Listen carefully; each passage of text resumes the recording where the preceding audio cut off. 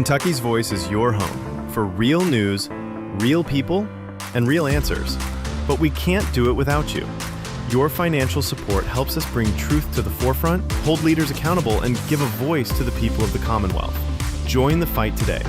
Give online at kyvoice.org or text KYVoice to 5355. Every gift makes a difference. Stand with us. Speak up. Stay strong. You are Kentucky's voice.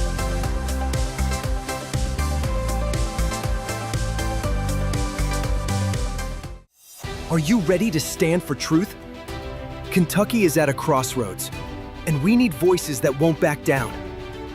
This is your moment to rise, speak up, and be part of a movement that's changing the narrative in the Commonwealth. Kentucky's Voice is calling on bold citizen journalists, fearless editors, and those unafraid to speak truth in the public square.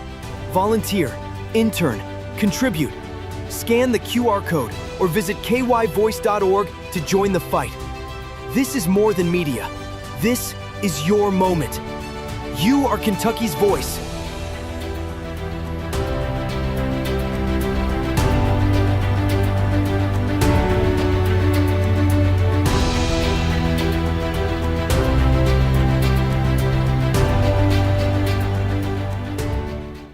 Open borders, shameful abandonment, disregard for human life, the prospect of more mandates and lockdowns, and the list goes on. Now more than ever, we need to stick together. Voting alone is not enough. We must use our dollars to support like-minded companies that fight for our rights and beliefs. Patriot Mobile is America's only Christian conservative wireless provider who shares your values. Last year, we gave more than $500,000 to conservative causes. With your support, we'll give more than $1.5 million this year. It's time to band together and support companies that truly love America and fight for our freedoms. Will you join us?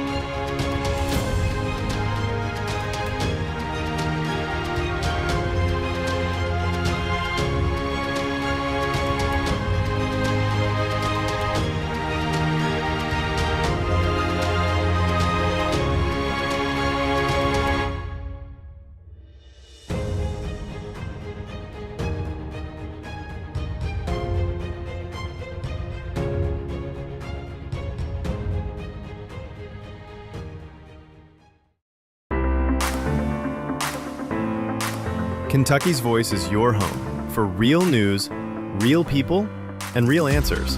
But we can't do it without you. Your financial support helps us bring truth to the forefront, hold leaders accountable, and give a voice to the people of the Commonwealth. Join the fight today. Give online at kyvoice.org or text KYVoice to 53555. Every gift makes a difference. Stand with us. Speak up. Stay strong. You are Kentucky's voice.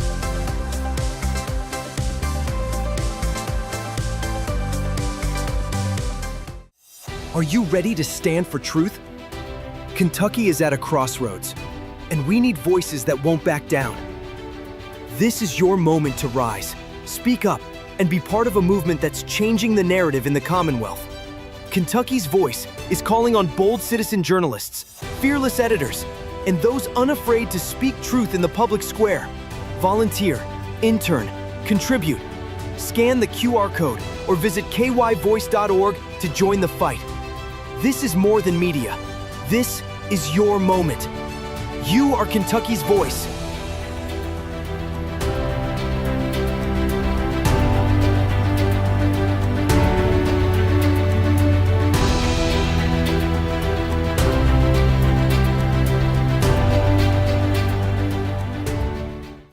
Open borders, shameful abandonment, disregard for human life, the prospect of more mandates and lockdowns, and the list goes on. Now more than ever, we need to stick together. Voting alone is not enough. We must use our dollars to support like-minded companies that fight for our rights and beliefs. Patriot Mobile is America's only Christian conservative wireless provider who shares your values. Last year, we gave more than $500,000 to conservative causes. With your support, we'll give more than $1.5 million this year. It's time to band together and support companies that truly love America and fight for our freedoms. Will you join us?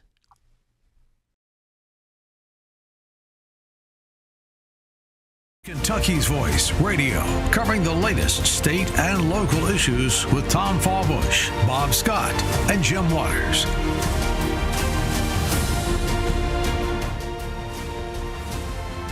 Welcome to this Hump Day version of Kentucky's Voice. Glad to have you with us today. We're here each weekday, 11 to noon, and you'll hear this show live on the radio, 970 WGTK, and you can watch us this afternoon on channel 21 WBNA at 4 p.m. Hope you'll join us and make this part of your day.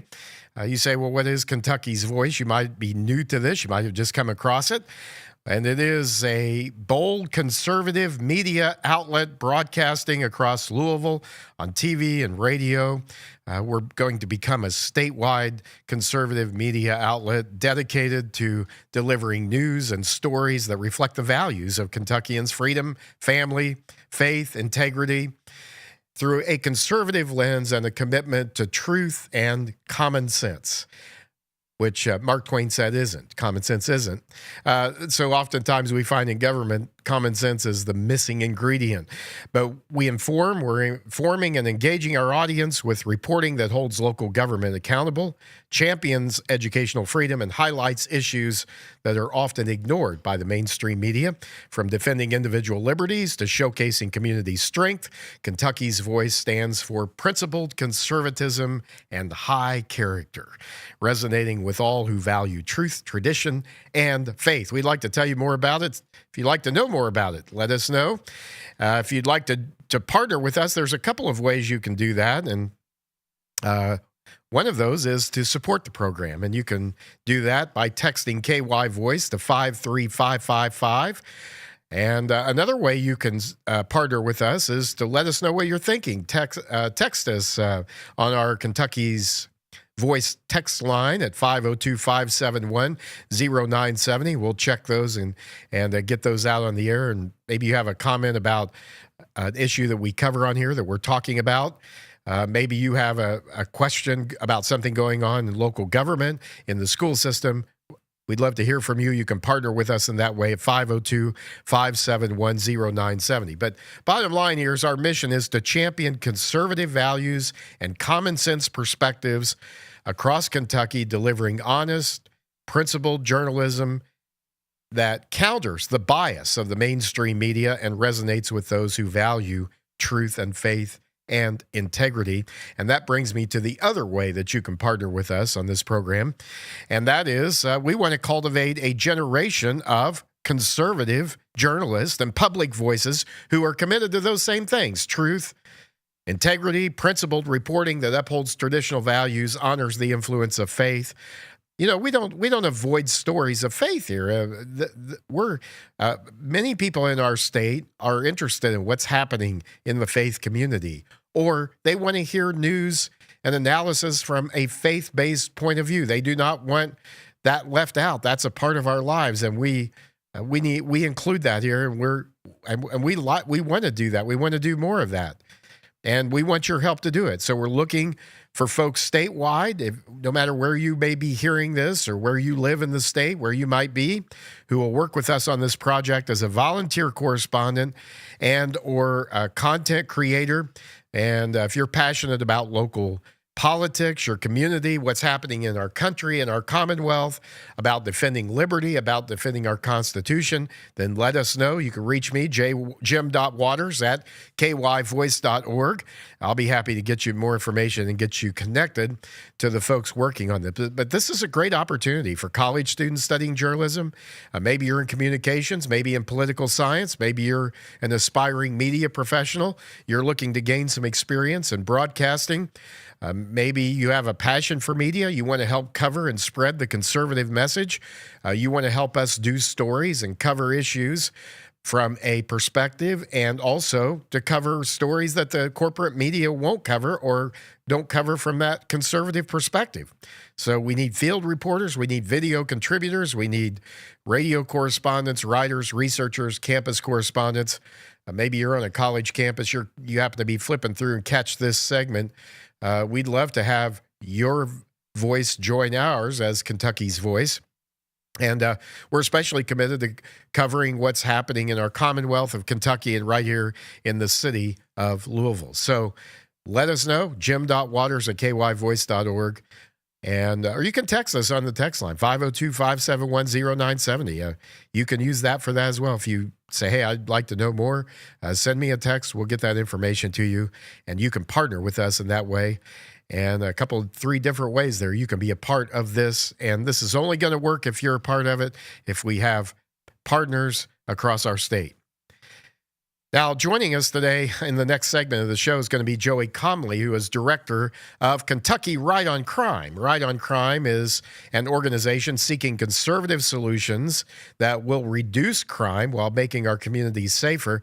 Joey, he's a friend of mine. He's written an op-ed that was in the Career Journal last week about how Kentucky's systems of fines and fees for criminal offenses disproportionately affects the poor, and that the system often resorts in handing out punishments that are not proportionate to the crime. That's what they end up becoming.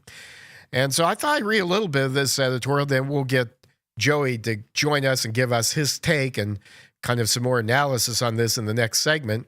Because while we have discussed conservative criminal justice reform policies on this show before, we haven't discussed this particular topic. So he writes, imagine this: a young father in rural Kentucky working 2 part-time jobs gets a traffic ticket for an expired vehicle registration. He can't pay the fine in full, so he's assessed additional court fees, late penalties, collection surcharges. He misses one hearing because his shift at the factory runs long, and a warrant is issued for his failure to appear. Before he knows it, a $75 ticket spirals into thousands of dollars in court debt that he and his family cannot escape. What happens next? He loses his job, then his license. Ultimately, he loses his freedom. Behind bars in the county jail, his stay is logged at $47 per day on the taxpayer's dime and wipes away his debt at $50 per day, relieving him of any real obligation to repay. This isn't a rare story. It's business as usual in Kentucky's criminal fines and fees system, and it's not a conservative solution for public safety, writes Joey Comley. Kentucky's fines and fees model may sound like personal accountability on paper. In practice, however, it's a government bureaucracy that punishes poverty, creates endless red tape, and costs taxpayers more to enforce than it collects. In a new report by the Kentucky Center for Economic Policy, it's estimated that our state spends more than 40 cents to collect every dollar in fines and fees, an administrative burden that should make every fiscal conservative cringe. Compare that to the IRS, which spends just 34 cents for every $100 it collects. That's not a typo. While our Commonwealth is responsibly charting the course to zero individual income tax, it cannot keep wasting money trying to extract payment from people who simply don't have it. Now, some might argue that taxes are more certain than court debt, and that's true. But while the IRS uses audits and letters, Kentucky uses incarceration. And unlike the IRS, which rarely cancels debt, the court system cancels debt for jail stays and doesn't even maintain a centralized database to track how much is owed, to whom, or how effectively it's collected. There will never be a problem in a system that doesn't have to report the details of its operations. But I don't know a lawmaker who would read this report and say, yes, this is an effective means of ensuring personal responsibility and the best way to treat our most impoverished Kentuckians. Let's talk about the cost of criminalizing court debt. When we jail people for failing to pay fines and fees, we're not just wasting tax dollars, we're sanctioning what amounts to a modern-day debtor's prison, something the 14th Amendment was supposed to abolish nearly 2 centuries ago. Our current system cancels a Kentucky offender's debt at $50 a day, rewarding non-payment with incarceration while charging the law-abiding taxpayer $47 a day to house each offender. Meanwhile, second-order damage to families, employers, and communities who depend on the incarcerated Kentuckian is ignored. Public pain becomes private profit, and counties become financially dependent on a broken system. That's why some jails and local governments are resistant to change. They've come to rely on the fees and reimbursements tied to reincarnation. But if the only way to keep a budget afloat is to jail the poor and churn court debt, then the budget is the problem, not the people. No one is suggesting that breaking the law should have no consequences. Every offender must be held accountable, but punishments should fit the crime, and a person's capacity to pay associated fines and fees must be considered. A justice system that traps people in poverty, destroys families, and burns through taxpayer dollars while failing to improve public safety is not conservative, it's counterproductive. None of us wants to coddle lawbreakers, but lawmakers must recognize that Kentucky's fines and fee system is broken. We need a smarter, leaner system, one that reports everything accurately and consistently. A conservative solution protects Kentucky taxpayers, upholds individual responsibility, and ensures the punishment fits the crime. And that's Joey Comley, Kentucky Director of Right on Crime. He will join us next with more as we talk about criminal justice reform from a conservative perspective in Kentucky. We'd love to hear what you think about this at 502-571-0970. Text us your comments today and questions, and we'll get them on the air. Stay with us now as we continue on Kentucky's Voice. Joey Comley, Kentucky Director of Right on Crime. Next, don't go away. Are you ready to stand for truth? Kentucky is at a crossroads, and we need voices that won't back down. This is your moment to rise, speak up, and be part of a movement that's changing the narrative in the Commonwealth. Kentucky's Voice is calling on bold citizen journalists, fearless editors, and those unafraid to speak truth in the public square. Volunteer, intern, contribute. Scan the QR code or visit kyvoice.org to join the fight. This is more than media. This is your moment. You are Kentucky's voice.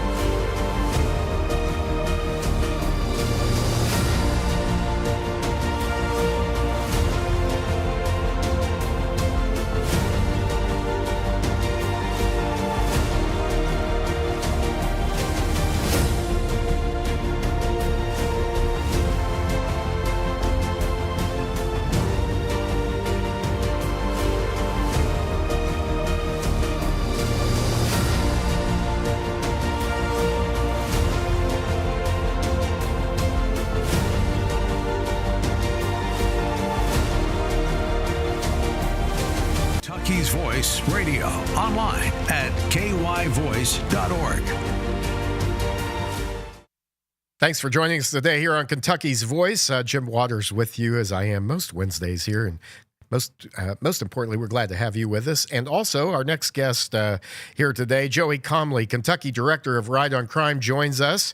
And Right on Crime is a national campaign of the Texas Public Policy Foundation, which seeks to advance conservative criminal justice reforms that reduce crime, restore victims, lower taxpayer costs, and prioritize public safety and accountability. Joey, thanks today for taking some time out of your busy day and schedule. I know you've got a busy afternoon as well with, I think, Congressman Guthrie. You're going to be with him today. So we're glad to have you, though, take a few minutes here to talk about what's going on in the criminal justice policy here and reform. We read some of your op-ed there in the last segment, and this editorial in the Louisville Courier-Journal, which came out, I believe, last Friday, takes on the system of fines and fees in Kentucky. I don't remember seeing anybody talk about this, Joey. This is an interesting topic, and I learned some things I didn't know here, and I have some questions, but, someone says, I don't really care about doing anything to help out criminals. If they go to jail because they don't pay, then so be it. Let them go to jail. But you're saying that even if we look at our current policies, even from strictly a taxpayer's point of view, it's not working. It's a bad policy. So why should taxpayers care about the fines and fees system in Kentucky? Jim, first, thanks for having me. And today's a busy day, but that's nothing new. And that's a good thing, right? Right. Being busy is always a good thing. That's at least what my father said. Well, mine told me it keeps me out of trouble. So. That's true, too. I would say that any taxpayer, whether you're conservative or liberal or anything in between, should always be concerned about where their money is going and what it's being spent for. So the hopes in our fines and fees effort from last General Assembly was to simply open the door to allow for transparency, and then potentially knowledge and what flows next, accountability, right? Right. We'll never know if those funds are truly being utilized in an effective manner until we know how they're being spent and who they're being spent by. When we talk about fines and fees, it's not a hot topic. It's not something that typically drives a bunch of attention from the General Assembly. But from the taxpayer who realizes that they are funding everyone's stay in a Kentucky jail or prison, they should want to know, number one, why they're funding it, where those funds are actually going, how they're being spent, and where they could otherwise be spent. You're talking about a system with respect to incarceration that routinely drains a county's general funds. Yeah, which the purpose of the fee, and I guess let's talk about that too, how inefficient this is. The purpose of the fines and fees is what? And also, does this affect people even maybe that haven't even been convicted of crimes yet? Is this, persons incarcerated, are these fees, does this apply to them as well? Absolutely. So you're talking about people that are jailed on offenses that are pending potentially felony indictment or disposition. So pre-disposition, fines and fees rack up just the same. When someone's awaiting trial, they're still incarcerated. And those that aren't incarcerated might be on some type of, pretrial release, whether it's, home incarceration or another monitoring system. They're still accumulating daily fines and fees. Yeah. So if they owe something here, and this is really mixed up, if they owe something, they actually get relieved of debt. Many inmates do get relieved of the debt they owe according to how many days they're incarcerated, whereas the taxpayer is paying nearly the same amount for that and is not benefiting from that. Talk about how that works and why that matters. Let's talk about the great irony there, right, Jim? Because we assume that a fine and a fee is meant to restore something, to restore either the harm done to society, the community, the victim in that case, or just to simply pay for the cost of operating the system. Yet at the same time, if we're incarcerating someone, and by virtue of their incarceration, we're relieving them of that debt, well, then the average Kentucky citizen is actually paying twice. They're paying for the cost of incarceration, and they're paying the cost of relieving that person of their debt at the same time. Right. So, the people who want to get tough on crime, this isn't working to do that either. This isn't good policy. You talk about too how this tends to affect lower income citizens. Maybe those who don't have can't wiggle out of some things legally or don't have those resources. And so I think, and this is it not a reason to be even more concerned about this? Because, our justice systems should be applied fairly across the board. And we know it's not perfect, but that should be the goal anyhow. And that should be the aim. And when we find policies that disproportionately affect the poor or underserved, then that's a cause for concern as well, isn't it? I believe so. And Jim, the people of the Commonwealth are kind people. And I've told you this before, both as a friend and in exchanges in this forum. Kentucky is filled with the kindest people that I ever met in any state and in any country that I was ever stationed in. And that's why my family and I came back and settled here. That said, they're intelligent people, and they don't like being taken advantage of. And that's exactly what this system does. Yeah. Well, you also talk about how this type of system benefits for-profit prison corporations. I guess for-profit's not a bad thing. We believe in that, when it's true free market capitalism. But in this case, you're talking about how these corporations take advantage of low-income Kentuckians, those who are behind bars. Talk about that for a second, and kind of some of the real disparities there in costs of items that they're benefiting from for inmates that buy those. Yeah, I think in my article I pulled two examples. One was a hairbrush, and I think the other was a brassiere for females. So. The cost disparity there, I think the comparison was $1 and some change for the hairbrush at any of your Dollar Trees or your DGs locally.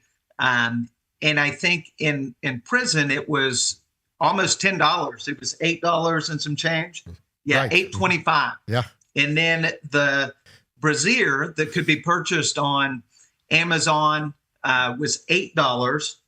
But in the prison system, it was $43. So when you think about some of our most impoverished Kentuckians having to pay 5 to 8 times as much for a common item that they have to have on a daily basis because they're incarcerated, that just doesn't make any sense to anybody.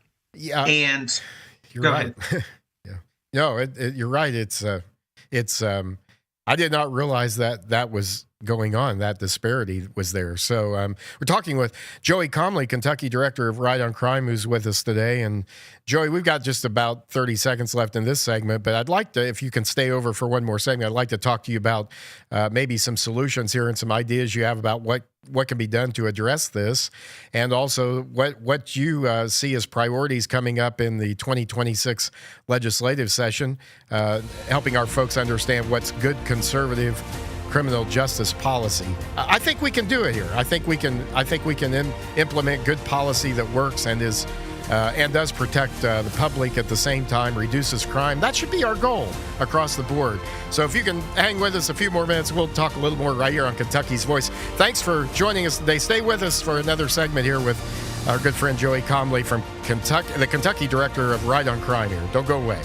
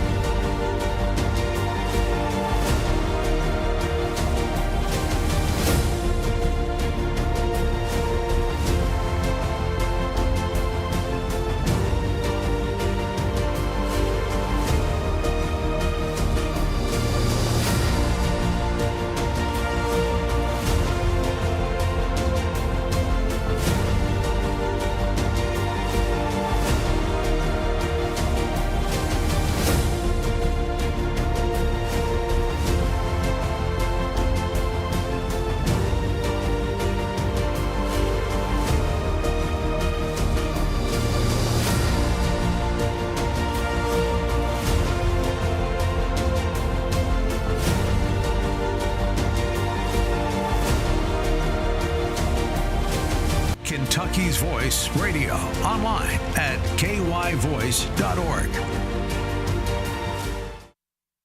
Thanks for staying with us today here on Kentucky's Voice. Thanks for joining us here. You can join the conversation at 502-571-0970.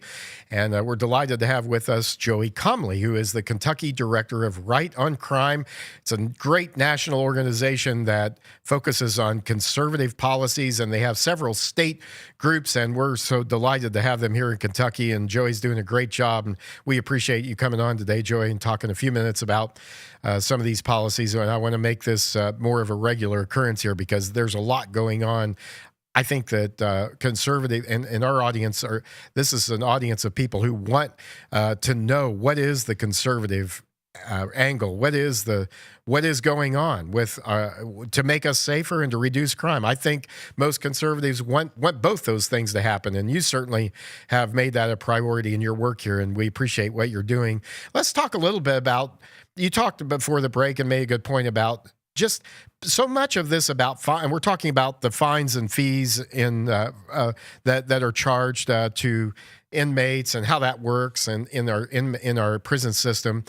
But so much of this, isn't it, as you said, is just knowing what's happening, more transparency in terms of the funds, how they're being used, how much there is, what they're being spent on, and how they're being spent. And you talked a little bit about that with what it costs a prisoner to buy a hairbrush versus folks on the outside that aren't facing that.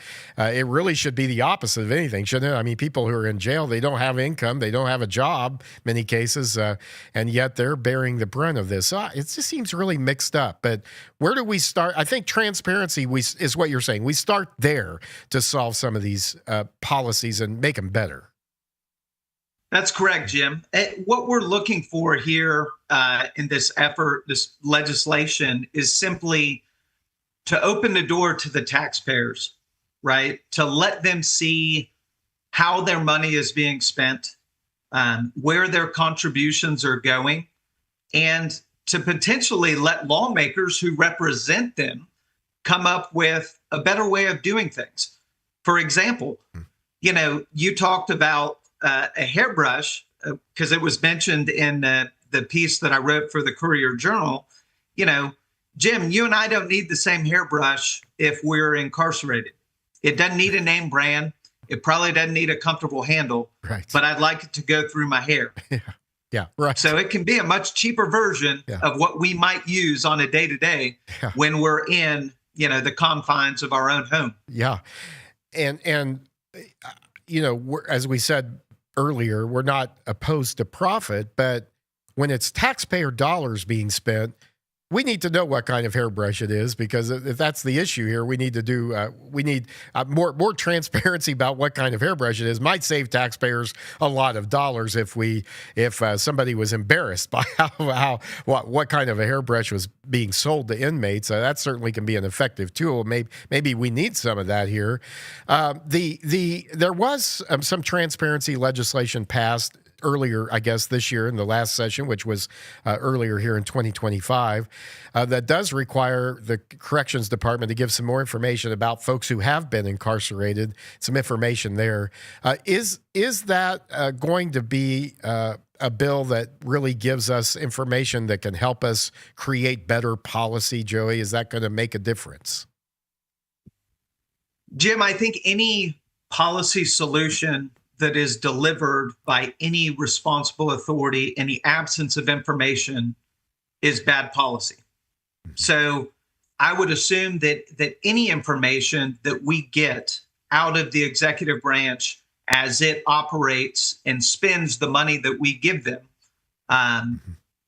that's all good information, right? It informs future decisions. It informs existing policy, right? Because we have laws that are passed all over the Commonwealth or in existence for a number of years. Like, for example, Senate Bill 90 has to be renewed, or at least in terms of its funding, has to be reviewed and approved this budget cycle.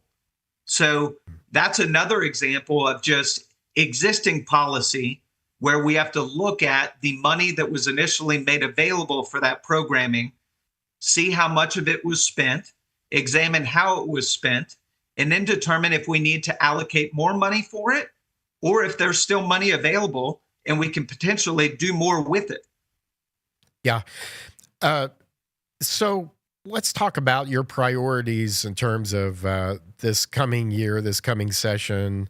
We're into the interim now where all the committees are beginning to meet and decide what their policy priorities are going to be for the session.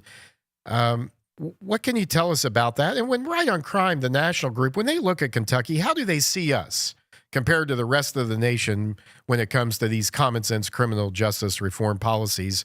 And how does that play into what the priorities are going to be? How's that help determine that? So you asked about 3 questions there. I'm going to unpack it a little bit. I think the priorities for this next legislative session for Right on Crime here in Kentucky include fines and fees transparency. It's absolutely essential that taxpayers know how their money is being spent by the government. Number 2 is some clean slate legislation that simply eases the enactment of laws that have been on our books for about 30 years now.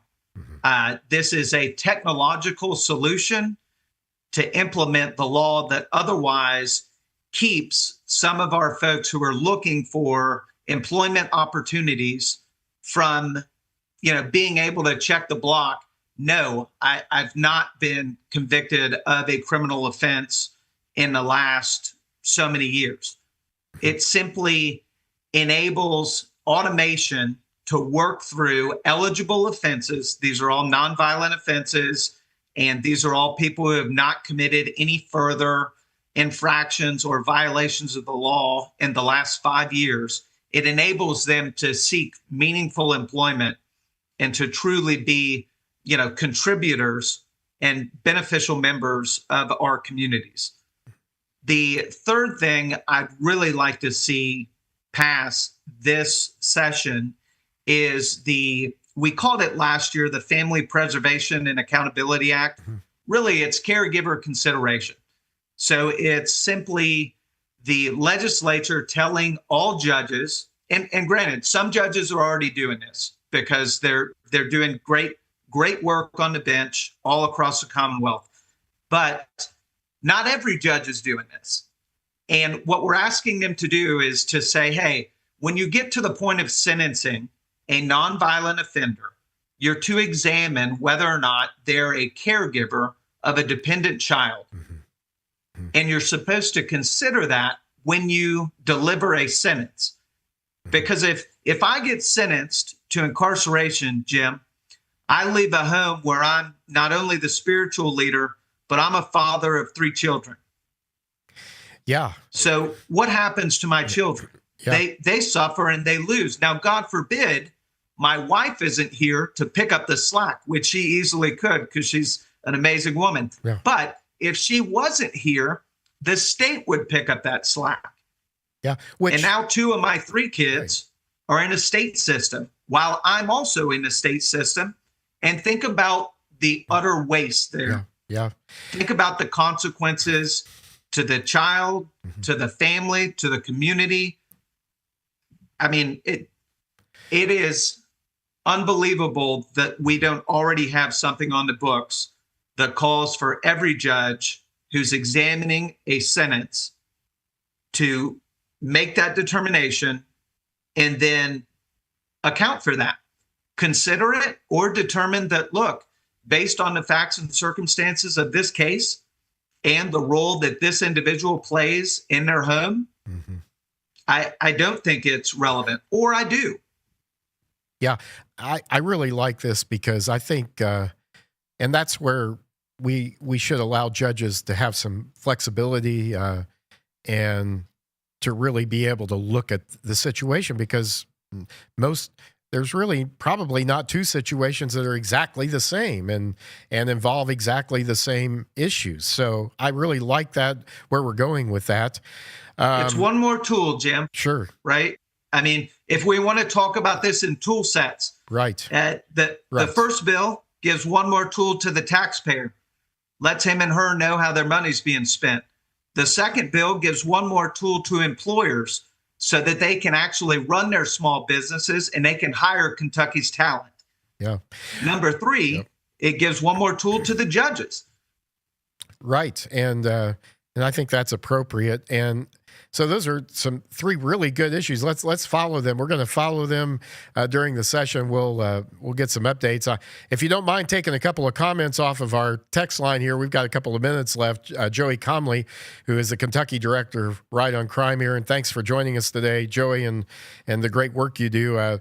This texter said, what the prison system is charging is similar to what hospitals charge for bedpans and toothbrushes. Well, but we know the difference is we know what, being in a hospital is a lot different than being behind bars, is it not? I mean, there's some different situations there.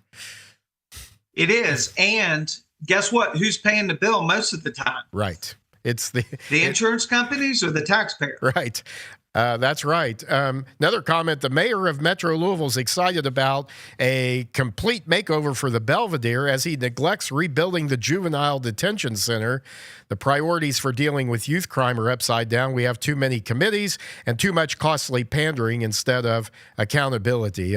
This juvenile detention policies and the juvenile criminal policies in our state, Joey, we don't have enough time really to talk about this, but just a quick comment about are you concerned about this, and is this something that needs more help from Frankfort? Jim, I'm tremendously concerned about our juvenile detention centers, whether we are talking about the allocation of funding, whether we're talking about the continued professionalization of the correctional officers that work with youth, and my hat's off to them. That's tremendously difficult work, but guess what? It is some of the most important work that we can ever do, because that is the future of Kentucky that's being housed in those facilities. And do we want them to have a positive future and positive impact or not? Very good, Joey Comley, Kentucky Director, Right on Crime. Thanks for joining us today. We'll have you back. God bless. Kentucky's Voice is your home for real news, real people, and real answers. But we can't do it without you. Your financial support helps us bring truth to the forefront, hold leaders accountable, and give a voice to the people of the Commonwealth. Join the fight today. Give online at kyvoice.org or text KYVoice to 53555. Every gift makes a difference. Stand with us. Speak up. Stay strong. You are Kentucky's voice.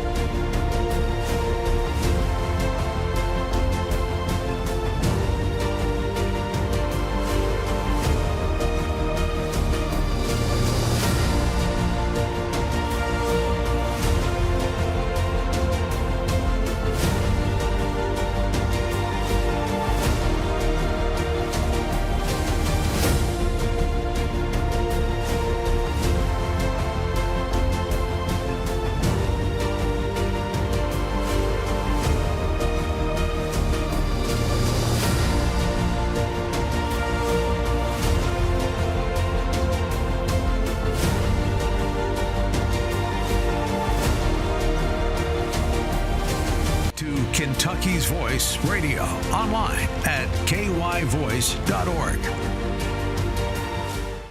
The Hump Day version of Kentucky's Voice. We're in the final segment. This plane is getting ready to land. It just seemed like it got in the air not long ago. But our thanks to Joey Comley, again, the Kentucky director of Right on Crime. Great conversation today. And I'm excited to see some of the criminal justice policies and reforms that we see happen here in the Commonwealth of Kentucky, addressing some of our greatest challenges, such as the Juvenile Detention Center and such as the cost of incarceration and some of the high incarceration rates, and giving judges more flexibility. These are all common sense conservative policies. And, of course, at the end of the day, what we need are people's hearts to change, because no matter how good a law or how much leeway we give a judge, they can't change a person's heart. So that's where it's got to begin. But we're fortunate here to have folks like Joey working on this issue, like Right on Crime, and we'll be talking more about that on this show as well. And this is Kentucky's Voice. Right now, we're looking to hear what you have to say about this at 502-571-0970.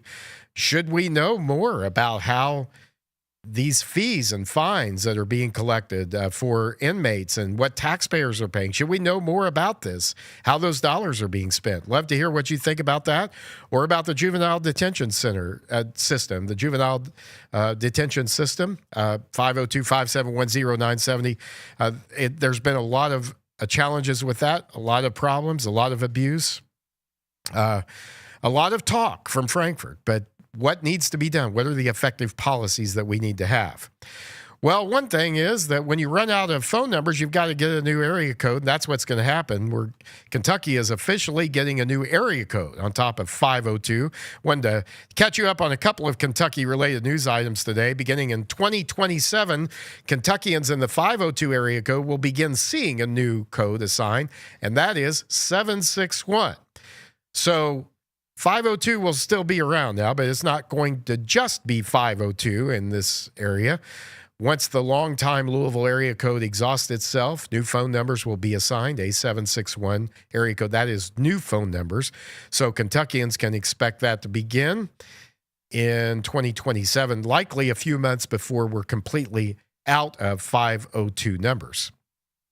While this is a challenge for companies and projects that have branded themselves around the iconic area code that covers Louisville and several surrounding counties. Think 502, like Evolve 502, like 502s. The new area code won't have a big effect on current owners at all of this illustrious area code, like WFPK wrote, public radio. Good story on this. They said the 502 area code will remain in use, and the only difference is the people within the 502/761 area will have to dial the code alongside the other 7 digits when making a call within that area. So that's going to kind of be a little bit of a pain, annoying. According to the Kentucky Public Service Commission, the group submitted 5 possible relief plans in October. However, they suggested the now adopted overlay area code plan, which they say is the most cost-effective and efficient. The commission also held several public comment meetings to give locals input on which plans they would prefer. The PSC already recently added a new area code in Kentucky in 2014. They overlaid the 364 area code on top of the 270 area code in Western Kentucky. There are other ways to solve the phone number shortage. A geographic split would break up the 502 area. One part would keep the 502 code. The other piece would get a new one. The PSC said that was the usual method in Kentucky until 2014. Senator Jimmy Higdon, our good friend from Marion County there, issued a statement about this, saying the 502 code is one of the original area codes created in 1947. At that time, it covered the entire state. Over time, the population grew. We had new technologies. The increase in personal lines and business lines have pushed the demand much higher than it was at that time, obviously, and higher than maybe even was anticipated. And so the timeline for this is that network preparations will begin in June of next year. Then in December, a permissive 10-digit dialing starts. That means you can use it or not. And then a mandatory 10-digit dialing begins on June 7th of 2027. The new area code numbers will start to be assigned on July 5th. So the entire transition period is going to last just over a year, and this will ensure that the new area code is active at least 6 months before the projected number shortage. You don't want to run out of numbers and then try to do all this and transition to a different area code. So what do you think about having to dial all 10 digits in the number? How long has it been since we had to do that? We had to do that back when we had rotary phones, and I know Dan remembers that. I don't really, but but what a pain that's going to be to folks who have to do that. And I'm just glad I have a 270 area code. So there, I'm not going to have to do it. I'm not going to have to dial 10 digits in order to make a call to Louisville. But if you're going to call me, you have to dial 10 digits. So there. So just remember that, but you'll do it, no problem. Now to another serious topic, maybe more affecting some folks here in Jefferson County, as well as Fayette County. Both of the state's largest school boards are voting or want to vote to raise your taxes again. The Jefferson County Board of Education voted to approve a new property tax for next year during its meeting last night. Louisville's largest school district approved a real estate tax rate of 71.7 cents per $100 of assessed value. That's a slight decrease from last year's 73.5 cents. The personal property tax rate will remain at 73.5 cents per $100. So they want to raise the property tax rate for real estate. You know, they see these real estate values going up, and so they want to raise the rates. Jefferson County, though, would still bring in more tax revenue after the potential hike because of higher property valuations from reassessments in several parts of the county. So what I don't get about these school districts is this. When property values are increased and they're designated to be higher than they were before, they're pushed upward by the PVA, who sets those rates and determines what those properties are worth, then the amount of revenue that the school district goes up anyhow without a tax rate increase, without increasing the rate. And yet the folks who run the Jefferson County School Board and are on the board, they don't care about taxpayers. They certainly, if they don't care about students, which they apparently don't care at the poor performance of this district and the amount of dollars that are being spent, $2 billion budget. They have a $2 billion budget, but they claim to be $100 million in the hole on their budget. They claim to have a $100 million budget shortfall. And they have established a task force to help get their finances back on track. How do you have a $2 billion budget in Kentucky, in a school district in Kentucky, and you have a $100 million budget shortfall? We don't know enough about that. Yet they want to raise the property tax rate on real estate without telling you why we have this shortfall, where the money's being spent. You know, why is it we're underwater with that size of a budget and with the hundreds of millions of dollars coming in, and with no demonstrable improvement to speak of, or that is really making any impact in terms of the academic outcome for students? We don't know we don't know anything about this. We need more transparency from the Jefferson County Public Schools, and the voters need to demand that. They need to demand it at the voting booth the next time. This current board has been one of the least transparent boards that we've had, one of the least transparent school boards in Jefferson County, or anywhere else for that matter, that we've had. And they're probably only a close second followed. They're probably the only other district that's been nearly this opaque has been the Fayette County Public Schools, the second largest school district in Kentucky, which this week voted to hold a hearing to raise the occupational tax rate in Fayette County. You remember back in May, we talked about this, and they tried to do this without a public hearing, without going through the process of hearing what the public might have to say about a tax increase. And the Attorney General sent a letter saying, this is illegal, you can't do it. And so they instead of saying, well, maybe this isn't the most popular thing we could do, or better yet, maybe this isn't the best policy that we could enact in order to address our shortfall, which they say is $16 million. And this is like with a $700-800 million budget in a school system half the size of Jefferson County, but they're going to push forward with it. And they established a task force in Fayette County, and this task force came together. They had folks from different backgrounds, different professions, different careers, different sectors of the society come together in a task force, and they agreed that the least popular option of addressing the school district shortfall was raising taxes. And yet, what does the school board do? They vote to have a hearing to raise the tax on occupational taxes in Fayette, in Lexington, Kentucky. And one of the things that task force said in Fayette County was use the contingency fund that you have to cover the shortfall rather than raise taxes on the taxpayers who've already been taxed enough, who've seen their property taxes go up, who've seen their school taxes increase. Not much difference in academic outcomes, though. I thought that's what the education system was all about, by the way. And yet they picked the one that even their own task force that they put together says is the worst option.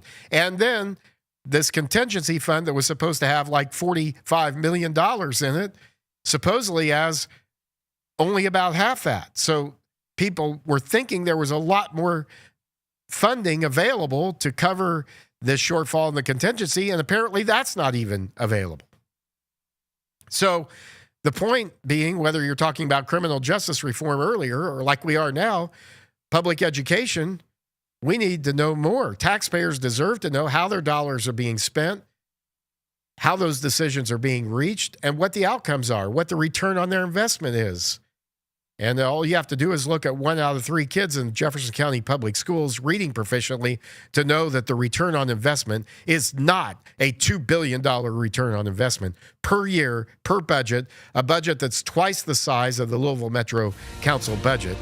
And they take care of things. They actually do things productive. They repair roads. They provide public safety. They do some things you can see tangibly. When are we going to see improvement in our public school system for all the dollars that we're investing? Good question. Love to hear from you about that.